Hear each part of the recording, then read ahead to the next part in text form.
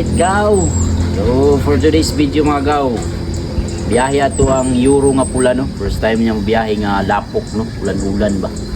So para masulayan ang abilidad ni Euro na pula.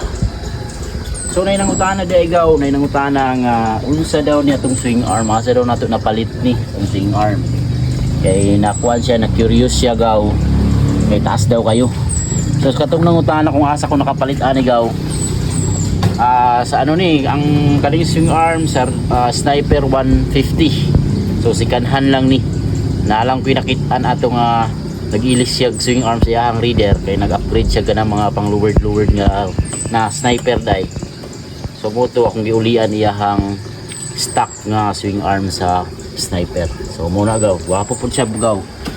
Ang usab ani siyempre diri gikatingan ra na dira gaw para mo sulod jud sa kuan sa Euro. Okay kay ni gaw, bisag angkasan nimo diri sa tumoy o ang iangkas nimo yung gagaw diri sa tumoy, wala problema. Siyempre tatak 87 racing na yan, ha? 87 racing yan mga gaw, dito sa kabilaan agaw. Naka 87 racing decals na gaw, ha?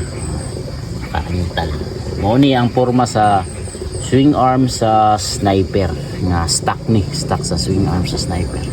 So daghan king salamat sa ngutana. Subaybayin niyo ang mga video sa Euro nga pula, ha, ato ang manok nga pula. Right, thank you for watching.